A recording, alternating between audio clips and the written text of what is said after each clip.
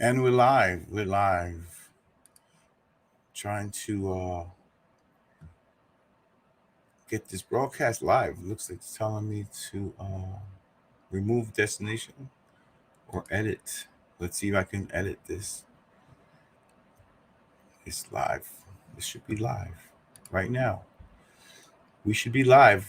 If you guys seeing this on Facebook, please give me a thumbs up or some comments through the YouTube channel, through Facebook, or anywhere. How to reschedule this event. So I just wanted to, make sure that we are live. Having a little wash foundation. Okay. Hope everyone's having a good Tuesday. Getting ready for the Turkey Day out there. Getting ready for the holiday weekend. If you're traveling, please travel safely. Gentleman we have on tonight, Mr. Jerry Anglero, has a long history of New York sports in general, and overall great guy. Been through a lot of wars in his times on the field, battles, and seen a lot of things growing up. So again, I'd like to thank everyone to coming to Just a Tip with Sasson. If you're on YouTube or Facebook, guys, please just give me a thumbs up in the comments or something, because there was a problem with I had to re-edit the live feed, and I don't know if this went live to Facebook and YouTube. I figure we're live on YouTube. I'm not sure if it's on Facebook right now. So again, guys, thank you for coming on with us, and let's start Just a Tip with Sasson.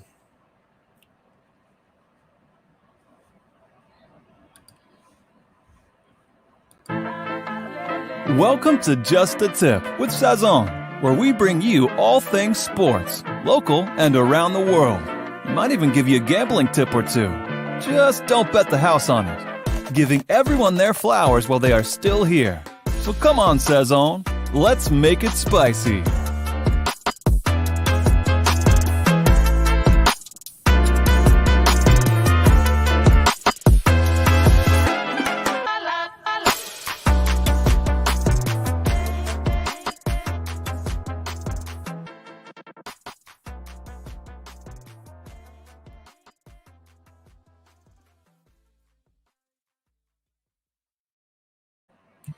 Good evening. Good evening. Welcome to Just a Tip with Sasson. I'm your host, Sally Sasson.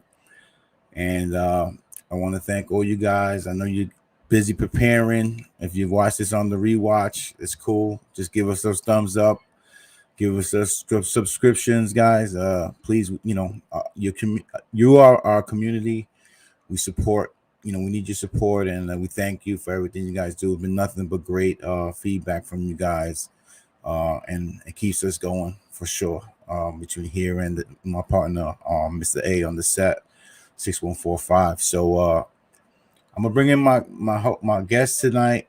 I know Jerry for a long time, since I was a young man, and he's always been the same guy. Never changed, and he's never changed. Yeah, Mr. A, I know he's never changed. He never switched up with us, and I just want to, give him his flowers here while we can. So let's do it. So without further ado, bring in Mr. Jerry Anglero.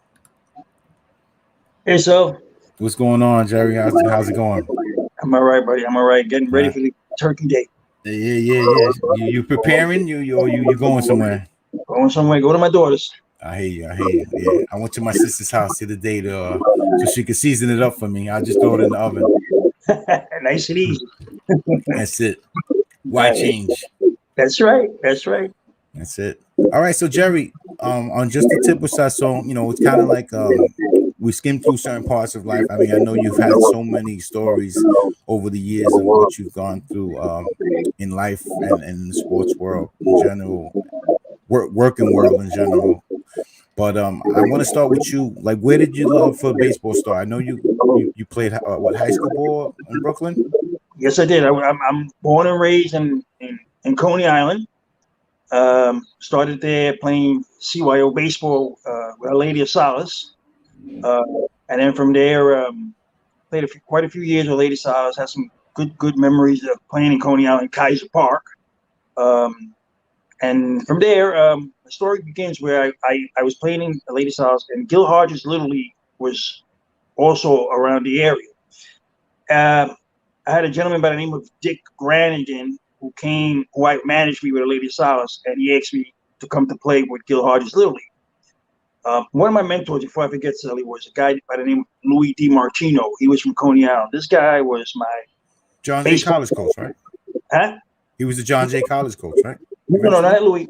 No, he was a CYO coach at that time for me. Okay. He was a mentor to me. He picked up all of us. He used to have this big old Chrysler, and he used to put the whole team in the car to go to travel to CYO games. He was also a basketball coach. Without Louis, I tell you, a lot of us in Coney Island would have been anywhere. And then, like I said, I had some great coaches. This guy Dick Granigan, who was my also a coach and a mentor to me, and took me around. He came up to me one year and said, "Jerry, let's go to Gil Hodges Little League and play. I want you to come up there." Now, at that time, we were poor. Playing Gil Hodges, it was white, Italian, Jewish, Irish at that time.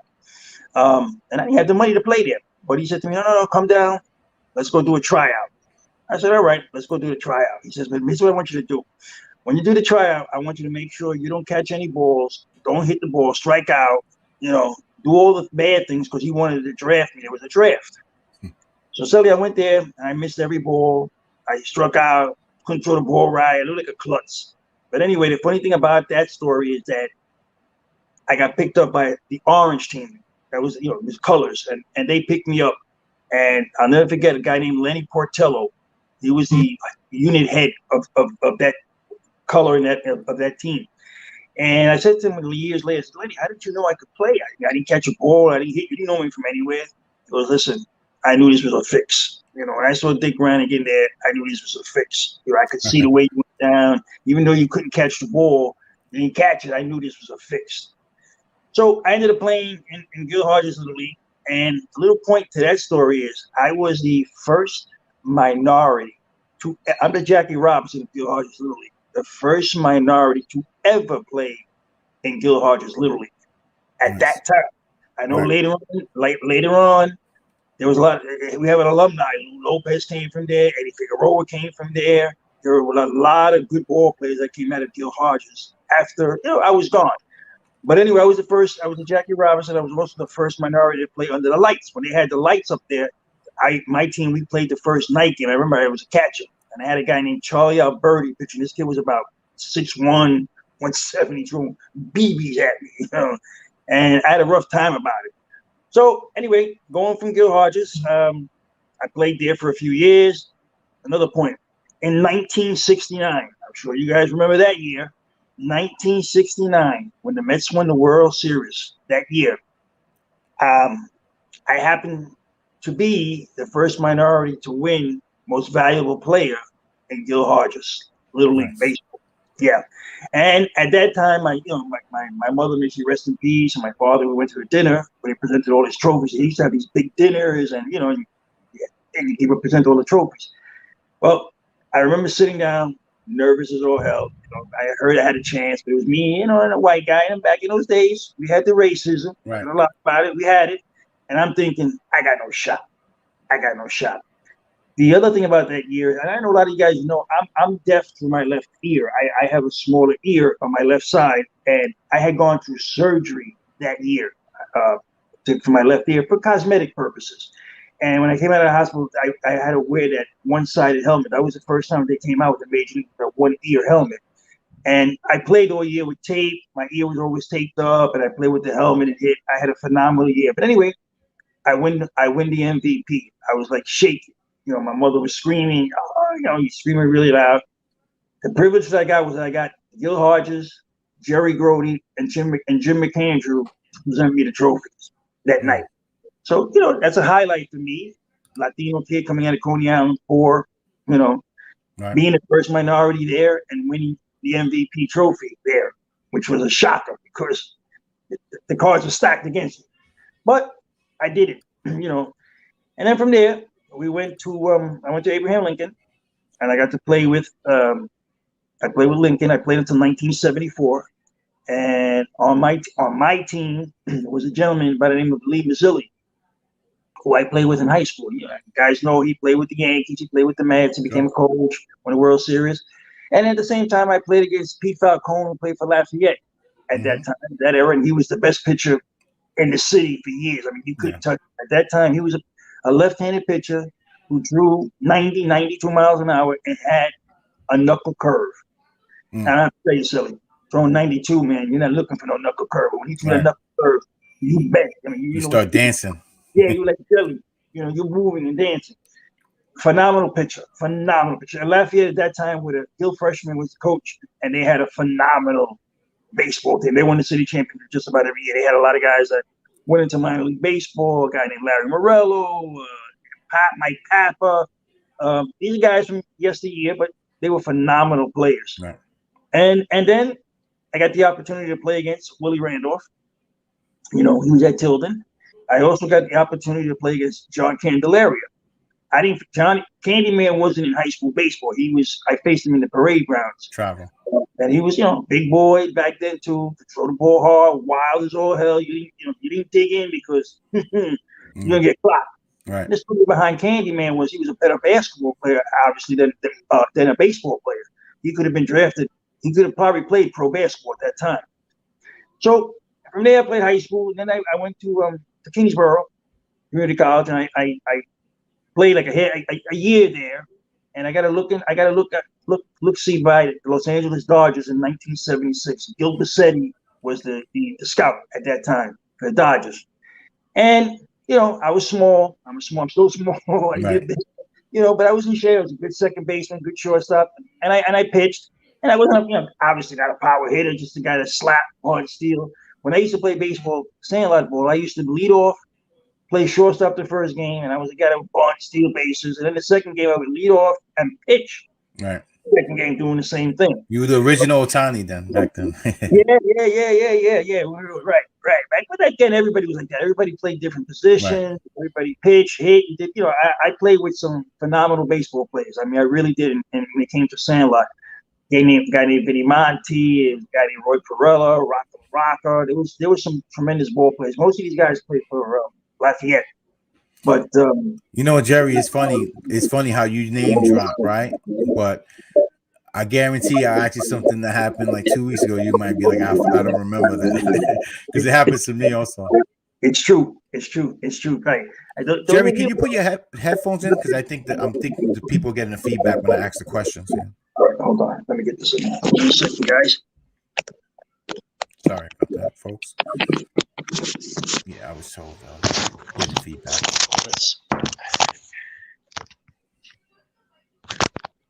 All right, is it better? They have to tell me, I guess. Yeah, I think it sounds better. Yeah, because I don't hear the feedback now. So okay. Mm-hmm. So right. What I was saying was that you were name dropping. Oh, right? Did you hear the question? I heard. Yeah. Okay. All right. Yeah.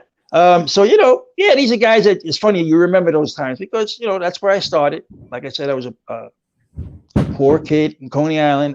At that time in Coney Island, I was the only one who played ball. You know, most of the guys were into other things, you know, who was into dancing, who was into music. I was the athlete of Coney Island. I was like the guy that played every day. I went out in the park, the schoolyard of Lady of Solids, threw the ball against the wall. When it snowed, I would take a shovel and make a path and throw the ball off the wall, make believe I was Mickey Mantle, Willie Mays, Roberto Clemente. You know, in my mind, I'm going through plays and situations to make myself better. You know, and as you know, back you don't know, you're younger than me, Sally, but back in those days, we played a lot of stick ball, a lot of wiffle ball, a lot of slap ball, a lot of punch ball. So we were always doing something with baseball in the game, and you know that made you a better ball player because your reflexes and you're always fielding and throwing. And I could tell you, Sally, I was in Coney Island for 16 years of my childhood. And I tell this to everybody, Coney Island, there was nothing like it, man. Right. I wish my kids, you know, you guys, my grandkids could have lived or spent one summer in Coney Island. It was an incredible place to be at back then. Right. We didn't have the problems. We didn't have none of the stuff that goes on there. Now times have changed, as we say, you know. And then, like I said, growing up on 61st Street, I understand where you're coming from because my dad frowned upon me playing like anything else but baseball. But Right. I would sneak out with the guys and I would play my wiffle ball. I would play the, sponge ball off the wall. We would meet up at the schoolyard. And I mean, those were extra swings that I wasn't getting going to the Exactly. practice. So I Exactly. understand exactly what you're saying. Okay. In the fielding. And then of course I was also blessed, Shelly. My father, he got a look and a tryout also with the Dodgers. But it was the Brooklyn Dodgers at that time. He was a first baseman, and he played in a Zorrilla. He ended up playing in a Zorrilla a long time there, and he was a tremendous first baseman, good hitter. Also small stature, was 5'6". And when he went to LA, he actually got beat out by Ron Fairley and Wes Parker because he was small, and those guys were bigger guys, can hit the ball a mile away. First baseman, lefty first baseman, you're looking for a power hitter. So I started probably at the age of 3 years old, throwing a ball with my father, going to the park, always being with him and watching him play, and always involved in the game, pitching. And I always had a talent. I was blessed. I thank God every day that I had a good live arm. I could always throw the ball hard, and I was a good athlete. I played all sports. So like I said, I got to look and see by the Dodgers, but I was too small, so I got sent back home.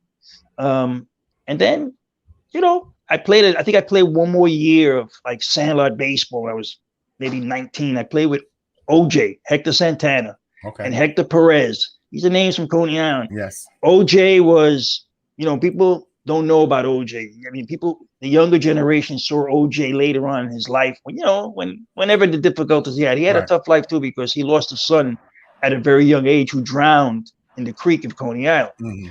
But another guy that was, Sally, I tell you, a tremendous baseball player. He was my catcher. When I used to pitch, he caught. Right. And when he pitched, I played shortstop, or sometimes I caught him. But a tremendous baseball player. There were a lot of good baseball players that came out of Coney Island.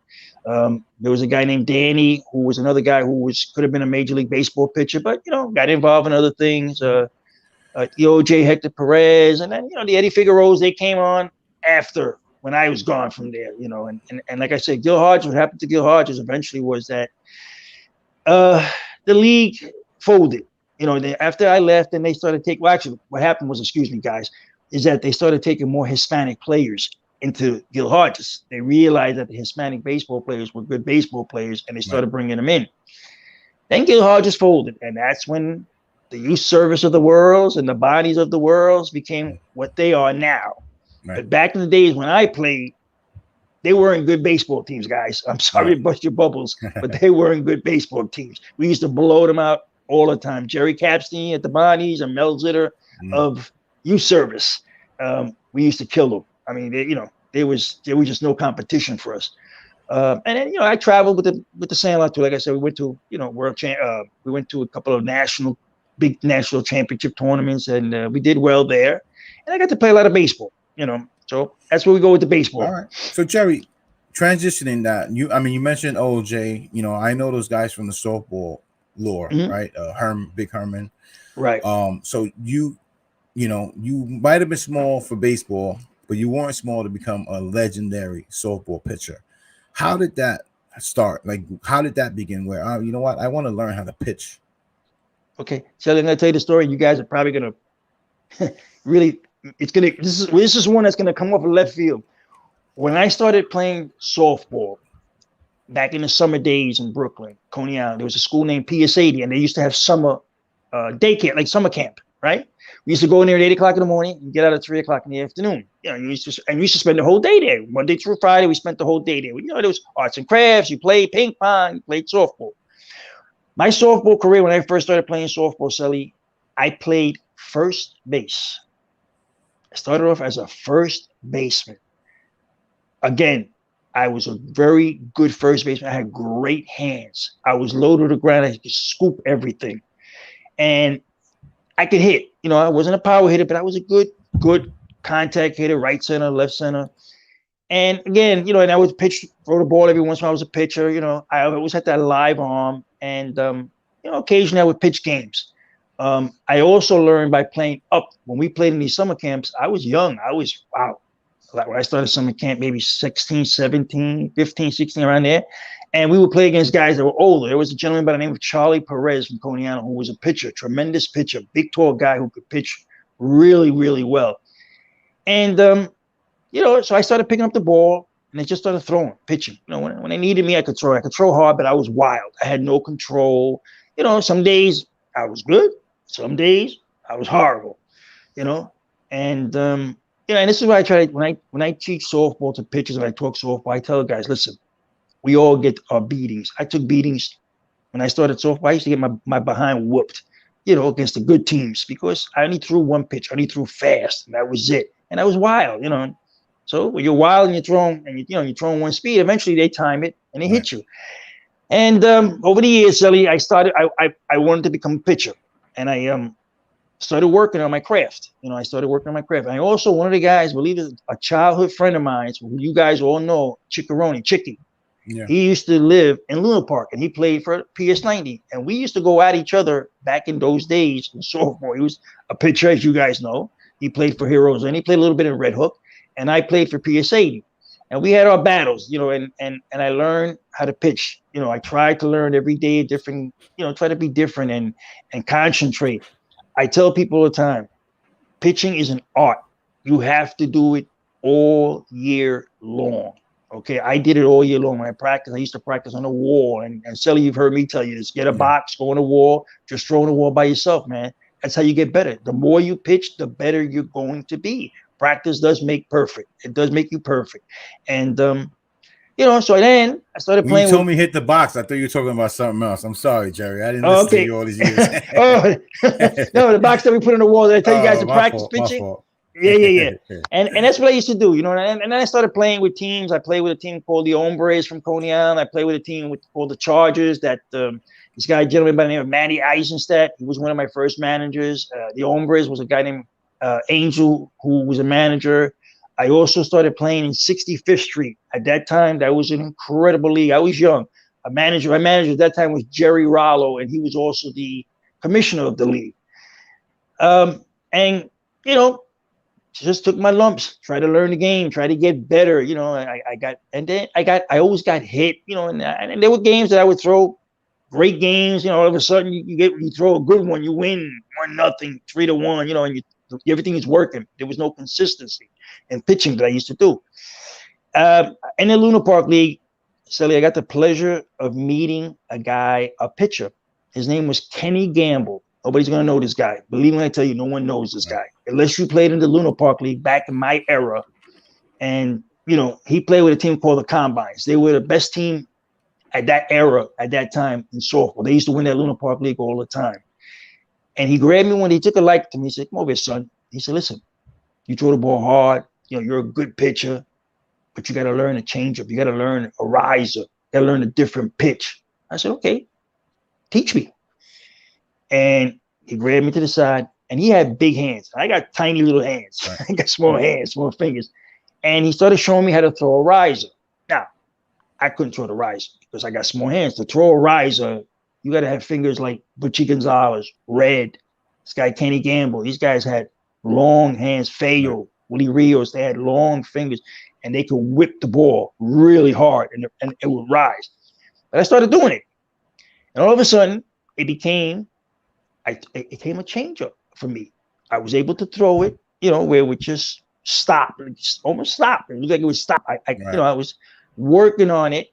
And the funny thing about it was that when I threw it in games, I would only throw it on an 0-2 count or 1-2 count because I was just scared. You know, I didn't really have it really well down yet, packed down yet.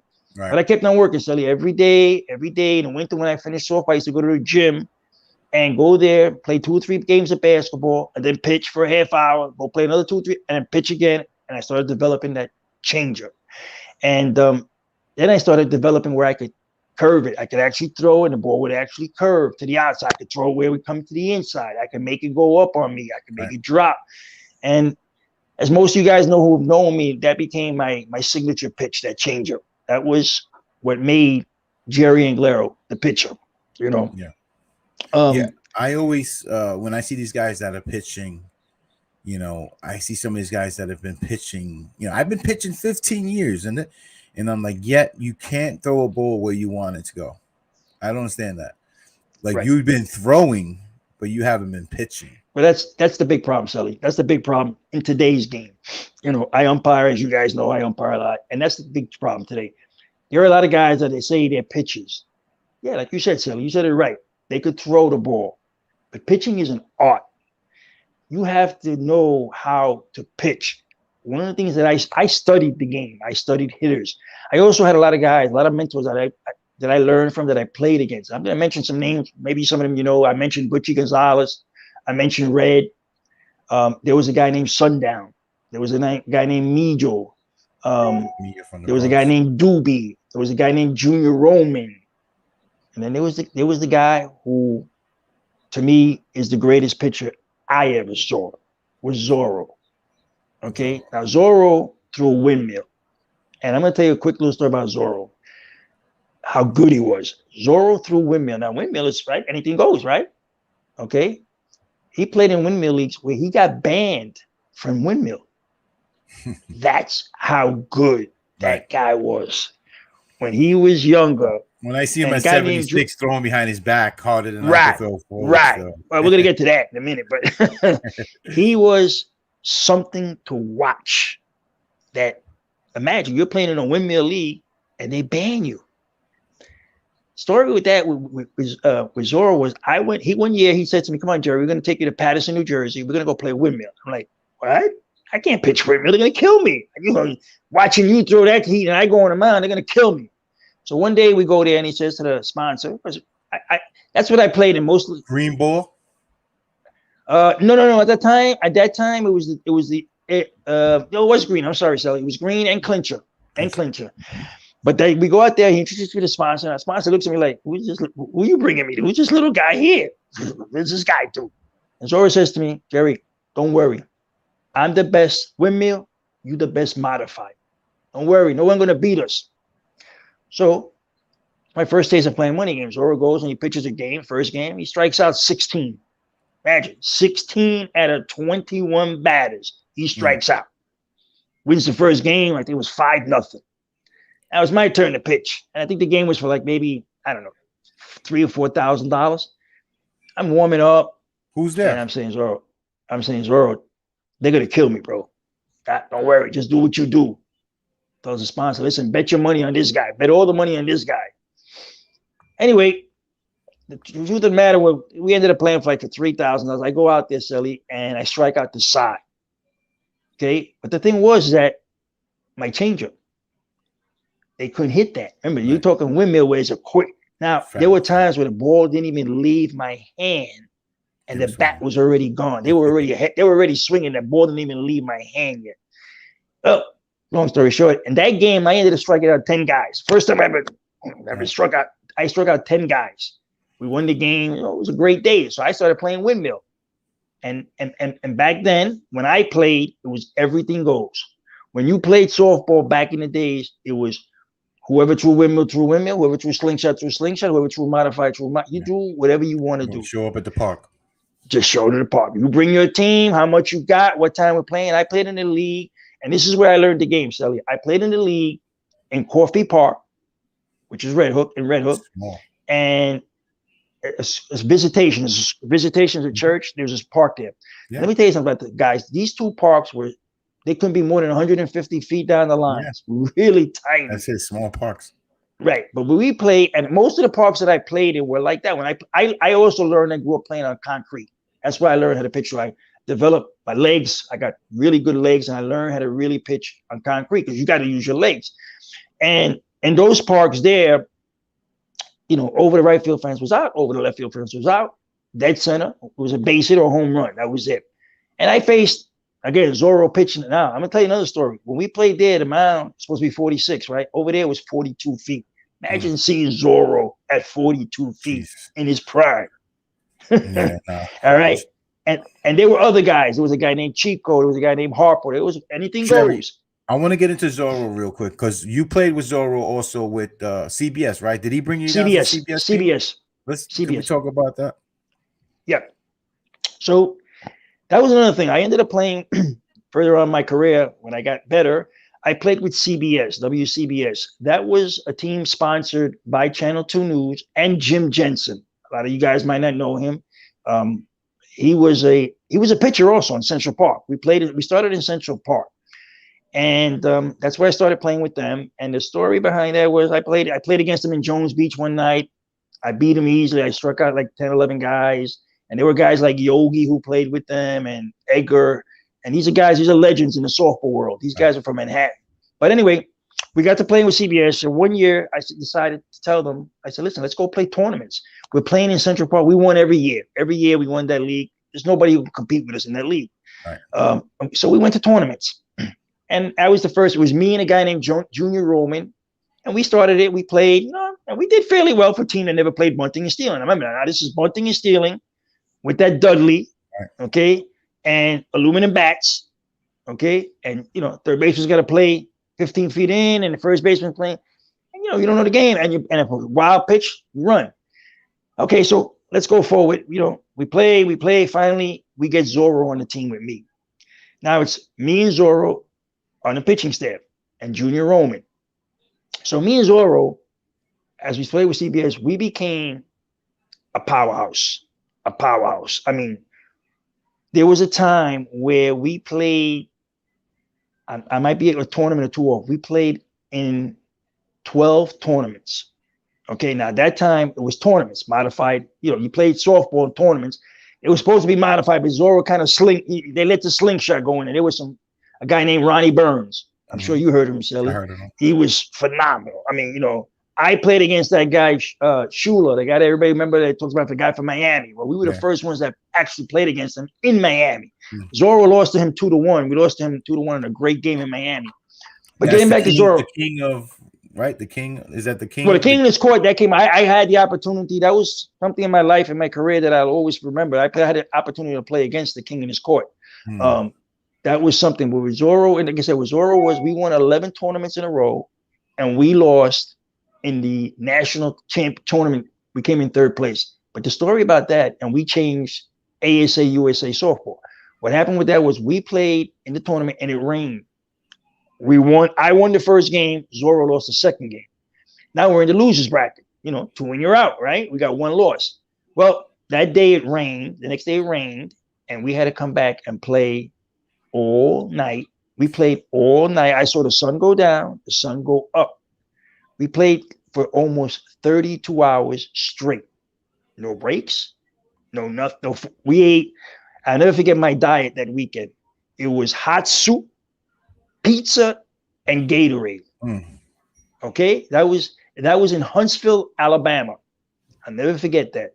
And me and Zorro, we go back and forth. I remember we were playing 3 in the morning, 4 in the morning, 5 in the morning, 8. We just continuously played on and on and on. And then they, ASA finally changed that rule that couldn't play that many games because, we didn't shower, we did nothing, Sally. We wore the same ass uniform. We smelled, we stunk.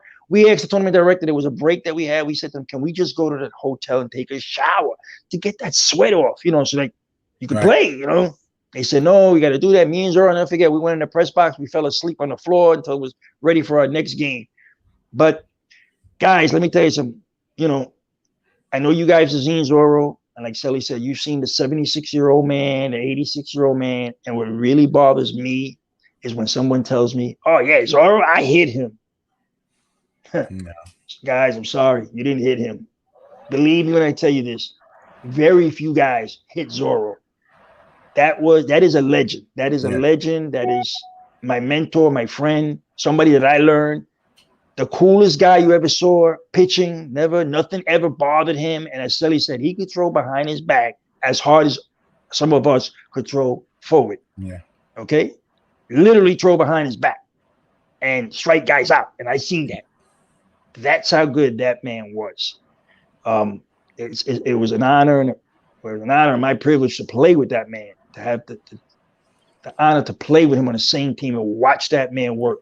He made me a better pitcher also because I learned his work ethic and the guy never complained, never ever said a word. Yeah, I always up to a few years ago, when he came into the league and guys were like, oh, I said that man could throw. If he wants to throw in this league, he's allowed to throw in this league. God bless him, he's still doing it. You know, the only thing that worried me was the reaction time until we put the bats in the league. Then that was different. It was a little, you know, I wasn't worried so much because guys with these juice bats is ridiculous. But I want to get into something real quick because Kike made a comment. Yep, no crybabies like now. So I want to get into the now section of it. That's not necessarily a true statement, Kike, because a lot of the OGs cry also. But we're gonna get into that real quick. So Jerry, you like you said, you made the comment of it was come up and just play. You know what I mean? When I came into the softball, it was kind of changing already, but I went into softball as a sling. Right? I joined, you know, I came from baseball into sling. I was kind of fortunate. Then we started going to lob and doing other things because the money was right. Right? So we said, oh, you know, let's go over here. Let's play. The money's right. Let's go. You know what I mean? So we had opportunities when we were looking forward to 40 and over and things like that ourselves, because we used to know how great the leagues were with you guys. Then we got banned for being young 40-year-olds from, you know, the team folded, leagues didn't want to put us in. So that's why I said with Kike's statement of the, you know, the youth being the crybabies only, I gotta say everybody's a crybaby nowadays. Shelly, let me say that. I mean, I understand what Geek is trying to say. Mm-hmm. We played. Listen, I'm going to say this straight out because guys, you gave me a nice compliment. I appreciate a lot of guys give me a nice compliment. When I started playing ball, I was a bad guy. I mean, I would argue with umpires. I got mad. My father would always tell me, listen, when you argue with umpires, you're not getting nothing. Remember, guys, you don't have us by the balls. And I'm an umpire, so you guys know. Right. I got you by the balls. You know what I'm saying? You ain't got me because, remember, I'm the guys calling balls and striker out and safe.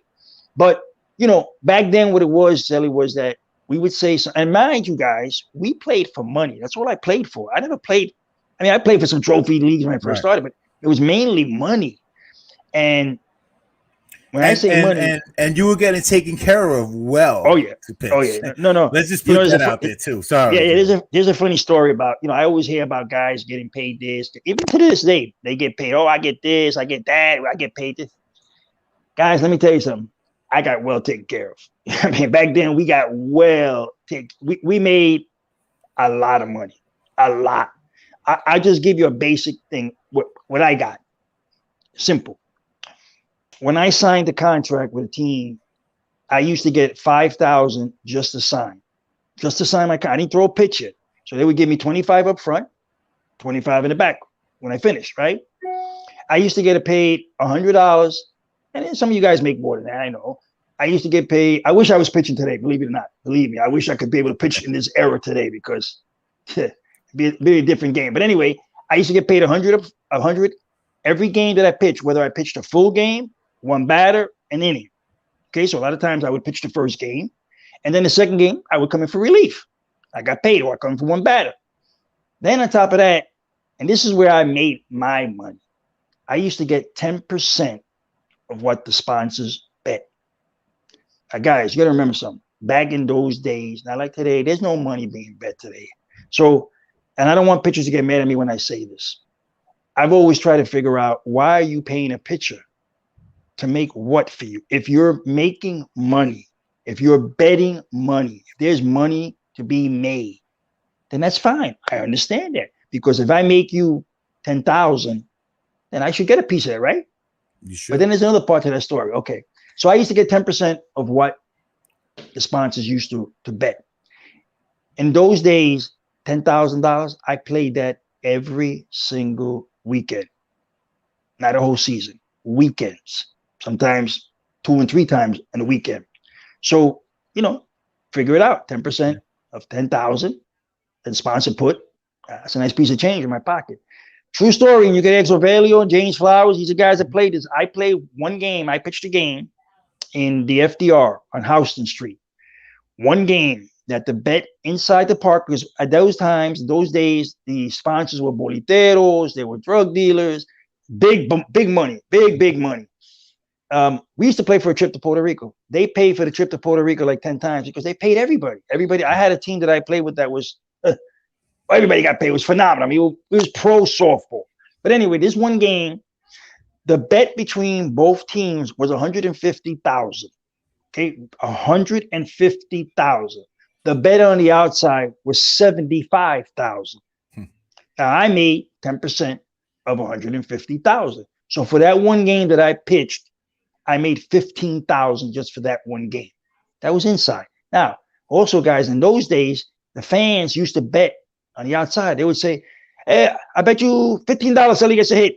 I bet you $50 Jerry strikes him out. I bet you."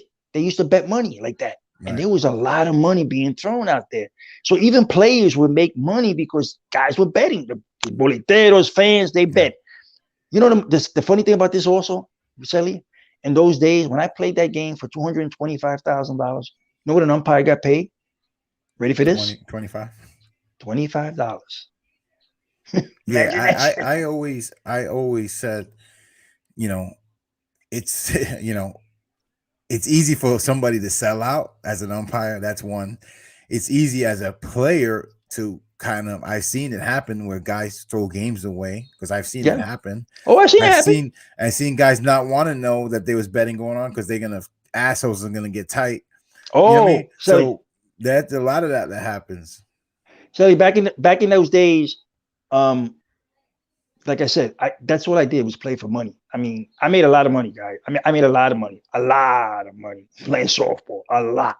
I mean, I traveled all over the place. I mean, my Saturdays were basically I would get up at 7 a.m, start in Brooklyn, go to Brooklyn and play in Brooklyn, and then go to Staten Island. And I would go to Jersey, Patterson, and I would go to Newark. On the way back, I would go to Babylon, Long Island, and that's how I made my money. I mean, I used to come home and literally on a table when I get home, lay anywhere from $3,000 to $4,000 cash on a table for my wife. When I first started doing that, she would look it up and she was like, "What are you doing? You selling drugs? What are you doing with all this money?" This is what I used to make every weekend. Yeah. Every weekend, guaranteed that kind of money. It was crazy. So going back to what you said, Sully, about the crying. Yeah, we cried. Everybody cries. You know, you want to pitch here, you know, something. The only thing about the old times, and I think what Kika's trying to say is that we played the game. We didn't say, "Oh, this guy's illegal. This is that." Listen, if you had to face Zorro and you had 5,000 on the line, you played Zorro. Right. 5,000 on the line. There was nobody, you know, your team was going to beat him. I was privileged to play him 3 times, and I beat him all 3 times in money games. Not many people could say that. He always tell you, I was lucky. But that's how the game was played back then. Like I said, not knocking anybody about what they play for today. And, you know, like I hear sometimes the pot is 10,000, the pot is this. Like I said, gentlemen, back then that was every game. And as you said, Sully, you had to be a real player. You had to take this game serious. The one thing that I will say, and again, this is not meant as a knock on anybody. When we played softball, we took it to heart. We went to bed early. You know, we didn't go to the park high. We didn't drink. We didn't do none of that. I don't care what anybody tells me. I'm telling you this because I've been in this game for 35. I'm sorry. I've umpired it for about 30 years, and I played it for about maybe 18 to 20 years. I retired early in my career. And you can't play good under those conditions. I don't care who you are. You can say that you think you are, but you ain't playing. You can't produce. Not with that kind of money on the line. Right. You know, and the pitching that we faced, like I said, and the plays that we faced. I mean, there was great. There's a certain, you know, I feel like, all right, you need to smoke something real quick, you know, relax. You want to take a shot or something real quick, you know, just to relax you. That's something different to me.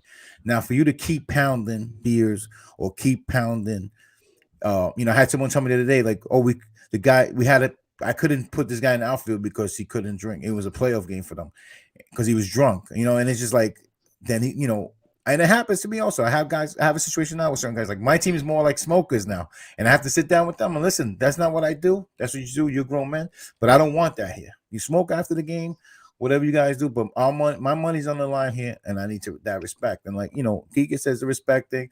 The game in general now, just the way that the trash talking of you know inviting people to the Frank stand and all that stuff. You know, like I'm not with that stuff. No. You know, we play the game, we talk shit. You know, you overrated, you this, you that. Yeah, that's cool. You want to talk that stuff. But the way the guys talk trash now, it's like it's not. Listen, I'm going to tell you something else that you guys probably don't know. When I pitched, I smoked, but like you said, Sully, I took a couple of tokes of pot, marijuana at the time, it was just to calm me down. Like you said, it was because I was always hyper. So that just brought me down. It calmed me down. But never to get bombed when I could, the players that I play with, they weren't drinking and they weren't, they didn't do that stuff because you couldn't. Not at the games that we played, playing for money, playing for a lot of money. I don't care what anybody, listen, unless you can prove this to me, and I know you can't, because I've been in this game and I've seen it, you can't play high. It's just no way. The reason why some guys get away with it today, and it's not a knock on anybody again, the level of the competition wasn't like it was back then. That's what I'm going to say. There were certain guys, though, that 2-2 in the freezer, and they were all right. I would see a whole new play out of them, but that's just that we ain't going to go there. No. That's what I'm saying. Right. Wow. It's just like, the game has changed. I also got a chance to umpire it when the game was still a phenomenal game. I mean, I used to do the Windmill League in Central Park where you had this guy Solano, Solito, Jeff Plezowitz, Bobby Torres. I mean, when these guys were in their prime and firing. I did a game I'll never forget. It was Solano against Jeff Plezowitz in Central Park Championship. 22 innings I was behind the plate with those two guys. Throwing BBs. Every pitch is right there. Bam! You got to make the plays and this and, So, the game has changed now because, like you said, so a lot of guys go to the park and they talk a lot, and that's not the game. That's not the game. You don't get nothing out of that. And I say this with all due respect to the players. The argument, you could argue with an umpire. I don't have a problem with somebody telling me something. And am I going to miss calls? Absolutely. Yes, I'm telling you. I'll tell you that anytime. Any umpire misses a call. Major League Baseball has 6 umpires and 28 cameras, and they still miss a call. Why do you think they got the cameras for? Because the umpire missed the call. Jerry, right? Jerry, we had this conversation before where I used to argue kind of when I first started. Mike, I used to leave that to Mikey when he was on my team, let him argue the umps. But umpiring myself, I say everyone should umpire, and then I guarantee you won't argue because it's the whole different game. I don't care how much of the game you know. Knowing rules and knowing it to call it on an instinct is a different ball game. Absolutely, Sully. That's I think that's the biggest problem with today's ball players. A lot of the ball players don't know the rules of the game.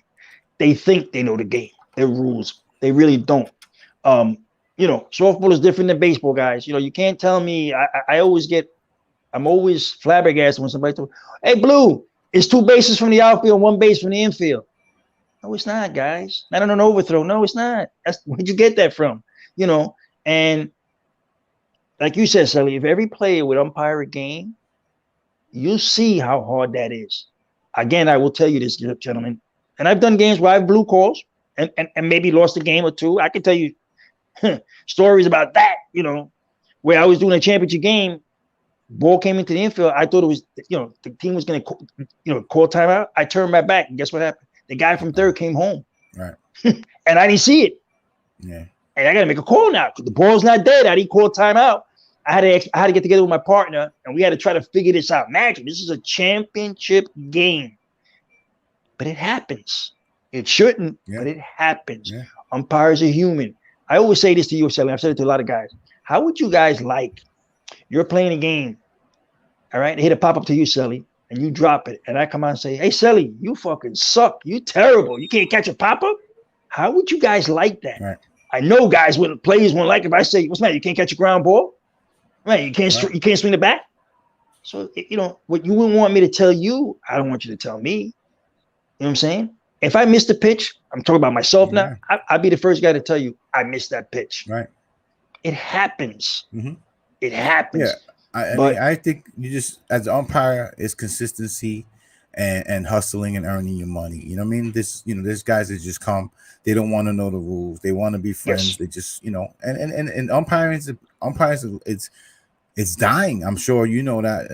A lot of guys. There is a shortage. And one thing I've learned, and as I got older in years now, is you shouldn't speak on things if you haven't done them. Like I used to yell at my pitches, throw fucking strikes. Now I'm learning how to pitch, and it's like, oh shit, it's not that easy. Umpires. Before I took the bus operator's job, I hated bus drivers, like these fucking bus drivers, this, that.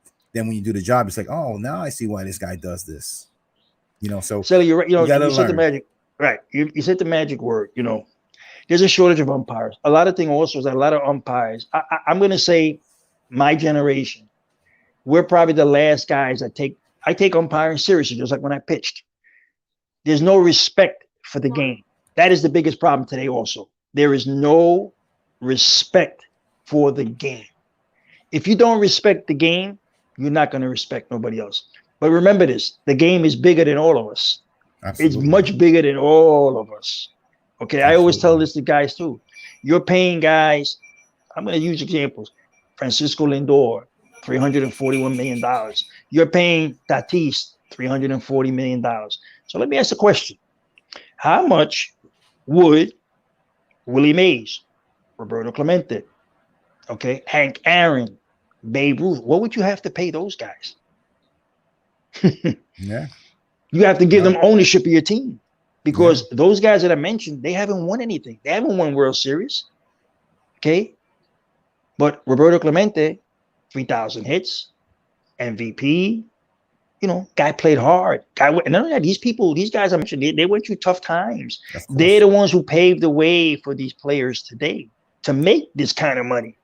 Okay. Because if it wasn't for them, you don't make that kind of money. So it's the same thing in softball. I always try to say to myself that I hope that to somebody who knows me and anybody who talks to me knows me, that I was able to maybe open the doors for certain guys to play the game. Okay. I think I did as far as pitchers making a lot of money because I made a lot of money. And I don't be mean. I'm not jealous about everybody making money, but go work for it. Go earn it the right way. You know what I'm saying? And I've always been a guy that I don't say much. A lot of times guys, I'm umpiring guys. Oh, you never played softball. I say, you're right. I never played softball, but go ask the guy over there. He may, he'll tell you who I am. And then, they come back. Oh, I heard you this and that. And then sometimes I'll get asked, oh, yeah, I heard you with this. You were like, no, I'm not a legend. I just played the game. So I always say this also. I played with a lot of great ball players, including a lot of some of you guys. I played with Mikey Delgado. I played with Mikey Delgado. How about this, guys? Mikey Delgado, Robbie, and Jose Bello. 3 guys. I was the one who got him into softball. I got them into playing softball. And Mikey Delgado's a stud, legend, right? You guys know him because you all play with him. Of course. He played with me, started with me. I was the one who got him he was playing baseball, like you said, Sully. And then I got him onto the team with me. He came play with me with a team called Ponce. We were from Coney Island. Again, we were one of the first to ever win back to back championships in Red Hook. And that's not an easy thing to do. No. When I played in Red Hook, my fellas, there was 20-something teams. You played there was a 9 o'clock doubleheader, a 12 o'clock doubleheader, and a 3 o'clock doubleheader. And that league was probably the best league ever to be around for the Latino players, for anybody to play. Yeah. When you won that league, hey, you walked around with pride. You earned it. That's right. You earned it, guys. And that league, let me tell you something. Again, we played for trips to Puerto Rico. The guy who ran the league is Frankie, a guy named Frankie Loco. There was another guy, Danny Gonzalez. We used to play, you guys talk about $10,000 in the league. This league used to be worth $20,000 to $30,000 because they used to raise the money. They used to pay for the franquicia, your entrance fee, and then they raised money. They used to have dances that you had to show up. Right. When you played in that league, you had to show up to the dance. If you didn't show up, you got suspended. And there was they didn't care who you were, whether you were Jerry Anglero, Sally, or you're the 10th guy, the 15th guy on the bench. You had to show up, and they checked. And this is how they raised money.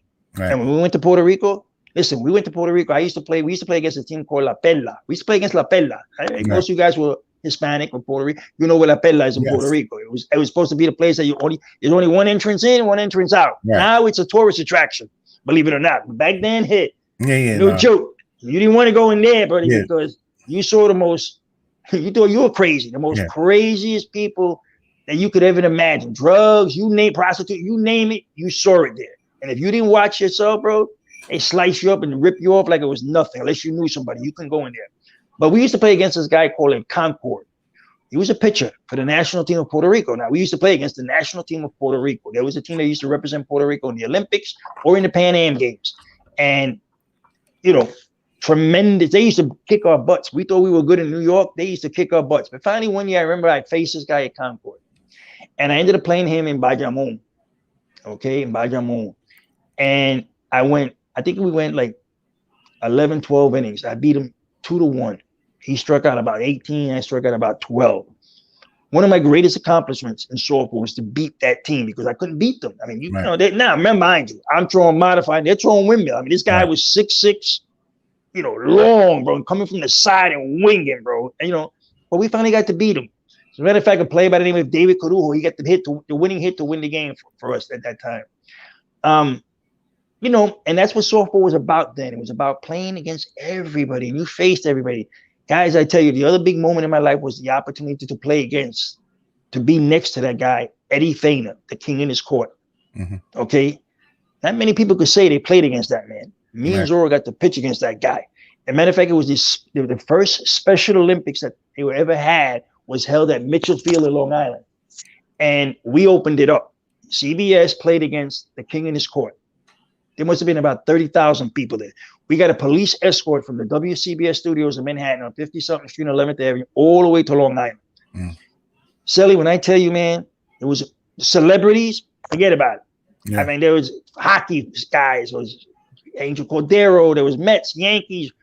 Everybody came to watch the game. We got our butts kicked. Yes, it is a little gimmicky. It was a little gimmicky, but to watch that man pitch, and he was already in his 60s, to watch that guy throw a softball was incredible. That story about pitching in second base blindfolded, that's not a story. That is true. I was there. I saw it. Go to second base, put a blindfold, and throw BBs to home plate. And strike guys out. Okay? That was an honor for me to be there to do that. I've been privileged, guys, in this game. This game has done a lot for me.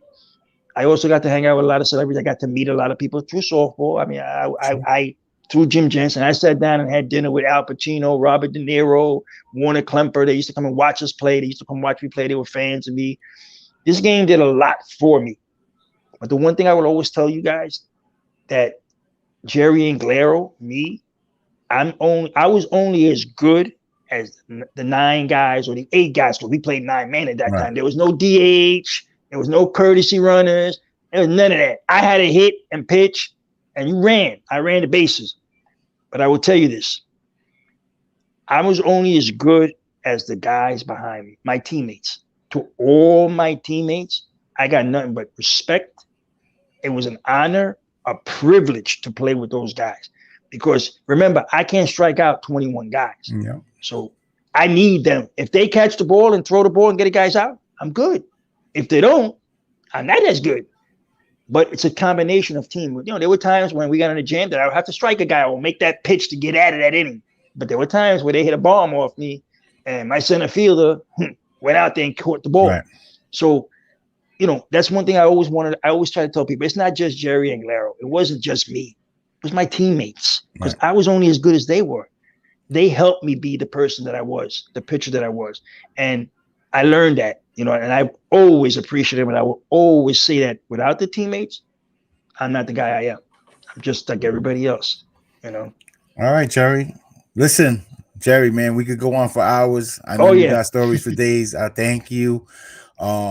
And just a tip, we broke the time mark here, so we went all the way in.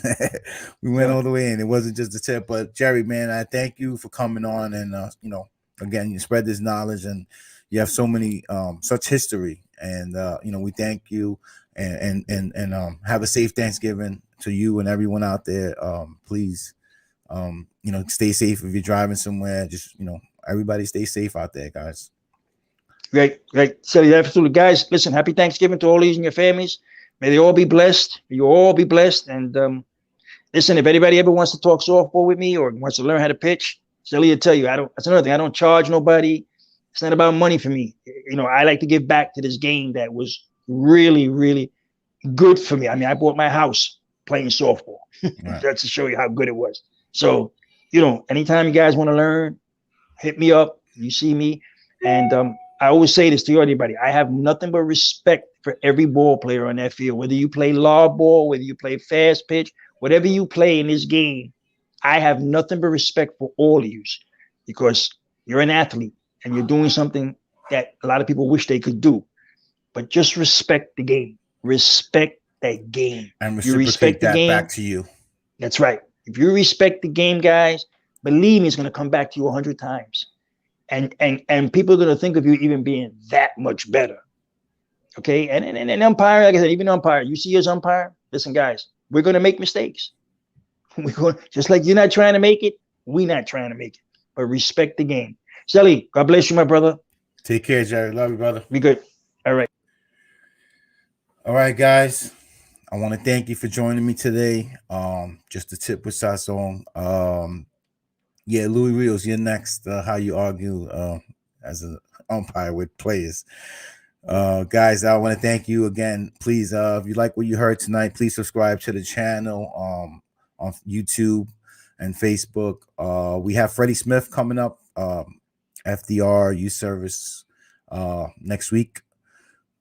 And again, guys, just have a happy Thanksgiving and be safe, be with your families, and appreciate the times we have here, folks. All right, everyone have a blessed day.